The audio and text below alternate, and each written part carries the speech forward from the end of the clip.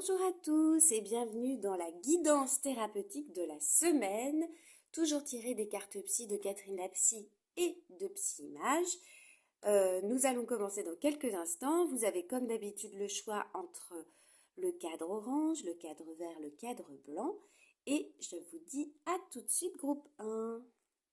Bonjour groupe 1, alors vous êtes tombé sur la thématique de l'appartenance. L'appartenance, c'est la sensation d'avoir un impact sur les autres. C'est un besoin psychologique humain. On parle régulièrement des besoins de contact avec les autres, des besoins d'échange ou de communication, mais on oublie que l'impact sur l'autre, il est primordial. Il ne s'agit pas ici d'influencer, encore moins de manipuler, il s'agit que l'autre nous considère. Parce que sans considération et reconnaissance de la part de l'autre, il n'y a pas d'appartenance à des groupes, pas de relation et il n'y a pas de lien. Si ce qu'on dit et ce qu'on fait n'est pas reçu à la longue, on n'existe que physiquement. Mais c'est un peu comme si on était transparent. Or, c'est psychologiquement invivable. C'est pour cette raison qu'on dit souvent qu'il vaut mieux une critique, une réaction négative que de l'indifférence. De la même manière, les enfants qui ont été négligés, ils vont rechercher parfois le conflit parce que c'est la seule façon qu'ils connaissent d'avoir de l'impact sur les autres. Alors, tentez l'expérience avec une personne désagréable de votre entourage. Vous pouvez lui manifester de l'attention et vous allez voir qu'elle va se calmer très rapidement. Parce que sentir qu'on a un impact sur la vie, la pensée, les émotions des autres, ça sécurise. Alors, le problème avec l'impact négatif, c'est que l'apaisement, il est de courte durée et qu'on a besoin de recommencer encore et encore pour obtenir un impact suffisant. En effet, les autres nous fuient et on perd notre impact sur eux. Alors parfois la notion d'appartenance, elle se réfère à la possessivité et on peut donc avoir envie ou besoin de posséder des gens, des liens ou être la possession de quelqu'un. Et ça peut révéler des besoins, des désirs ou des manques. Donc groupe 1. Est-ce que vous avez une idée de l'impact que vous avez sur vos parents, sur vos collègues, sur vos amis? Est-ce que vous savez comment vous recherchez l'impact sur eux? Est-ce que vous parvenez à identifier comment vous vous y prenez pour sentir cet impact? De quoi est-ce que vous avez la sensation de faire partie? Un monde, une communauté, un genre, une famille ou d'autres choses? Et dernière question, est-ce que vous avez déjà eu la sensation d'appartenir à quelqu'un? Voilà groupe 1. Bon je vous souhaite une très bonne thérapie et je vous dis à la semaine prochaine. Bonjour groupe 2, alors vous êtes tombé sur la thématique du vide. Alors parfois on est face à un sentiment de vide, on ne ressent plus rien en fait. On ne pense plus rien, notre corps est insensible et plus aucune image ni aucune idée ne nous traverse. C'est comme si c'était un bug, un arrêt, un off, un blocage complet. On n'a plus aucun désir qui existe en nous. Et plus rien ne vient alimenter nos représentations ni notre fonctionnement. Alors dans ces moments-là, il se peut qu'on soit trop fatigué et qu'on ne fonctionne simplement plus. Et d'autres fois, on peut s'ennuyer, mais on ne s'évade plus dans cette phase d'ennui. Et puis à d'autres moments, le vide en nous, c'est le signal de quelque chose, un besoin de stop, que cela peut plus, ça peut plus continuer comme ça. Ça veut plus continuer de cette façon.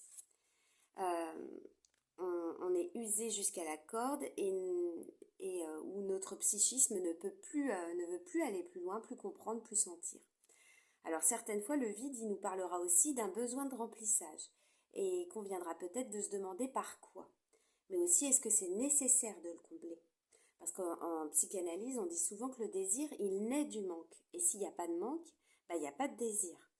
Alors par exemple, dans la relation à l'autre, le manque, il peut être nécessaire, comme dans le processus créatif. Si la toile, en fait, elle n'est pas vierge, c'est difficile d'y inscrire quelque chose. Et c'est pour ça que le vide peut être structurant et faire avancer. Le vide, il peut aussi nous dire qu'on a besoin de vidanger, de lâcher des choses qui nous encombrent et dont on ne veut plus. Donc groupe 2, est-ce que vous avez déjà vécu du vide? De quelle nature était-il? Est-ce que ça parlait d'un manque, d'une perte ou d'autre chose? Quel besoin votre sentiment de vide vous évoque-t-il?